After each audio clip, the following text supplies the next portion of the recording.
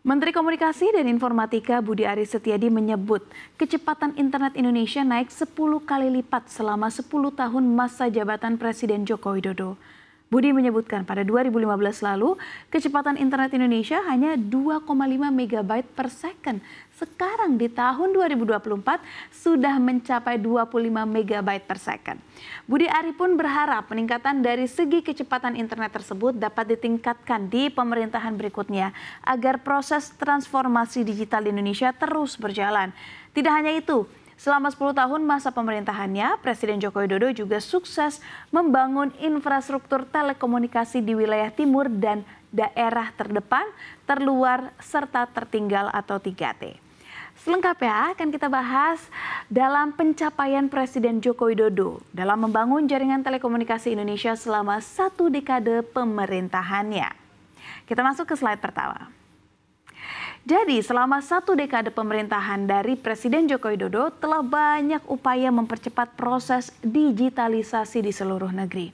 Berdasarkan survei yang dilakukan oleh Asosiasi Penyelenggara Jasa Internet Indonesia atau APJII, pada awal tahun 2024, jumlah pengguna internet di Indonesia telah mencapai lebih dari 221,5 juta jiwa. Dari total populasi 278,6 juta jiwa penduduk Indonesia di tahun 2023. Dari hasil survei penetrasi internet Indonesia 2024 yang dirilis APJII, diketahui bahwa tingkat penetrasi internet di Indonesia sudah menyentuh angka 79,5%. Nah, ini dibandingkan dengan periode sebelumnya, maka sudah ada peningkatan sebesar 1,4%. Terhitung sejak tahun 2018, penetrasi internet Indonesia mencapai 64,8%. Kemudian meningkat lagi menjadi 73,7% di tahun 2020. Angka penetrasi internet tersebut konsisten tumbuh dalam 3 tahun terakhir. Mulai dari tahun 2022, angka penetrasi internet Indonesia berada di angka 77,01%. Kemudian tumbuh lagi di tahun 2023 dan mencapai 79,5% di tahun 2024. Kita masuk ke slide berikutnya. Menurut survei dari APJII, Gen Z atau Gen Z dikenal menjadi kelompok usia dengan tingkat kontribusi paling banyak pada awal tahun 2024 ini dibandingkan dengan kelompok usia lainnya ya, dengan kontribusi mencapai 34,4%. Ini dia.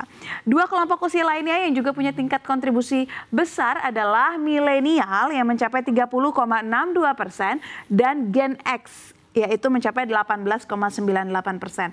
Nah, tingkat kontribusi ini didefinisikan dengan jumlah penduduk yang mengakses internet di kategori tertentu dibandingkan dengan total pengguna internet pada kategori tersebut. Dari laporan APJII juga diketahui bahwa tingkat penetrasi pengguna internet laki-laki ini jauh lebih tinggi dibandingkan dengan perempuan, karena yang laki-laki mencapai 87,6% dan pengguna perempuan ini 85,5%. Nah, survei ini juga mengungkap bahwa tingkat penetrasi internet di daerah urban, yaitu perkotaan dan juga sekitarnya, ini mencapai 82,2%. Sementara ini menjadi lebih tinggi dibandingkan dengan wilayah rural atau daerah pedesaan yang mencapai hanya 74%. Sekarang kita masuk lagi ke slide berikutnya. Asosiasi Penyelenggara Jasa Internet Indonesia atau APJII ini juga menganalisis tingkat penetrasi dan kontribusi internet di pulau-pulau besar di Indonesia pada awal tahun 2024. Hasilnya adalah Jawa menjadi pulau dengan tingkat penetrasi dan kontribusi tertinggi dibandingkan dengan 5 pulau besar lainnya. Rinciannya akan saya ulas. Ini penetrasi internet di Pulau Jawa mencapai 83,64% dengan kontribusi 58,76%. Kemudian juga ada Sumatera dengan penetrasi mencapai 77,34% dan kontribusinya mencapai 21,17%. Lalu di posisi ketiga ada Kalimantan ya, dengan penetrasi yang lebih tinggi sedikit dari Pulau Sumatera, yakni hanya di 77,42%. Sayangnya kontribusi pulau ini terlalu kecil atau baru mencapai 6,05% saja. Selanjutnya ada Bali dan juga Nusa Tenggara yang memiliki penetrasi di 71,80%. Lagi-lagi kontribusinya hanya mencapai 5,06%. Dan dua pulau besar lainnya diantaranya adalah Sulawesi dan juga Papua. Ini saya coba dari Sulawesi dulu. Sulawesi penetrasinya sebesar 68,35% dengan kontribusi 6,32%. Lalu kita akan ke Maluku dan juga Papua dengan penetrasi 69,91% dan kontribusinya di 2,77%. Kita masuk ke slide berikutnya. Direktur Utama dari Badan Aksesibilitas Telekomunikasi dan Informasi atau Bakti Kementerian Kominfo, Fadilah Matar menjelaskan bahwa tingkat penetrasi internet mengalami peningkatan yang signifikan. Fadilah juga menjelaskan capaian tersebut berkat 3 strategi utama Kominfo untuk digitalisasi. Yang pertama adalah implementasi pembangunan infrastruktur dan konektivitas yang mencakup kualitas, jangkauan, dan keamanan cyber. Lalu yang kedua adalah menyiapkan ketersediaan talenta digital. Serta yang ketiga adalah tata kelola yang termasuk ke dalam regulasi yang tinggi. Nah, menurut Fadilah, kemajuan tersebut sebagai tanda upaya yang dilakukan dalam perluasan akses internet dan juga infrastruktur digital di seluruh negeri. Lebih lanjut lagi, hal itu juga dilakukan untuk mengatasi tantangan dalam pemerataan infrastruktur digital. Fadilah mengatakan pada tahun 2015 masih terdapat 122 kabupaten tertinggal dari total 514 kabupaten di Indonesia.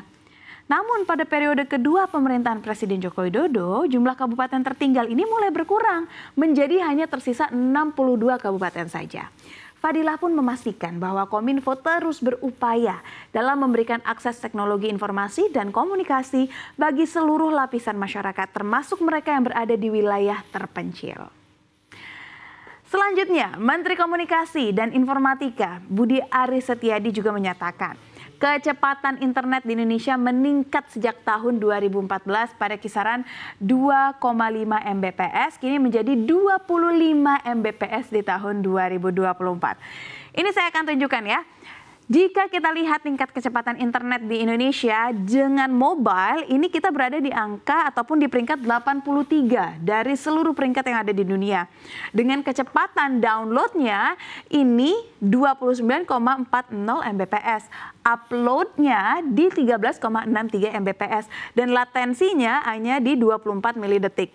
Sementara kalau untuk fixed broadband, ini kita berada di kecepatan ataupun di peringkat 119.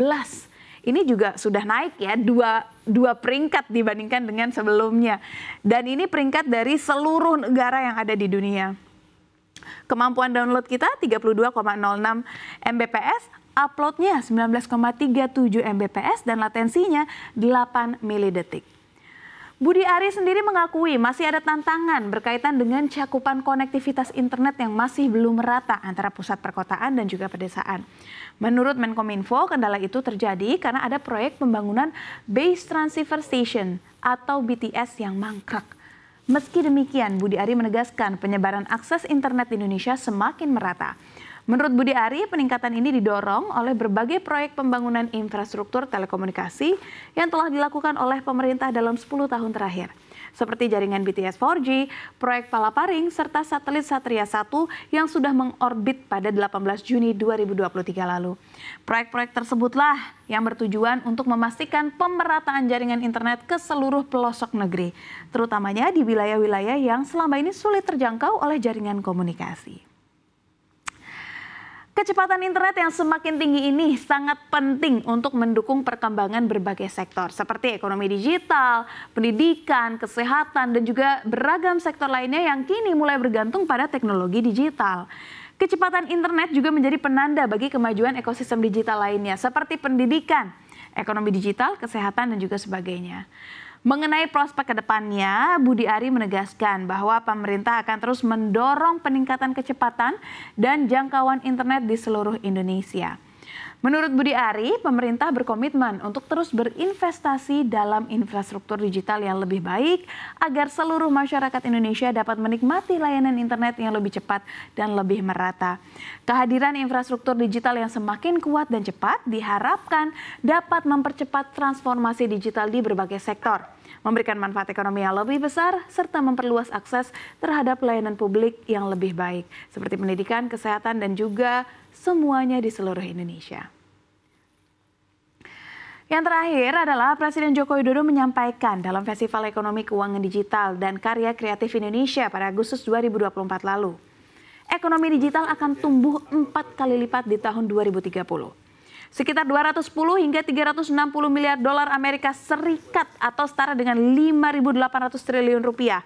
Presiden juga bahkan menambahkan bahwa pembayaran digital akan tumbuh 2,5 kali lipat di tahun 2030 mencapai 760 miliar dolar Amerika Serikat atau setara dengan 12.300 triliun rupiah.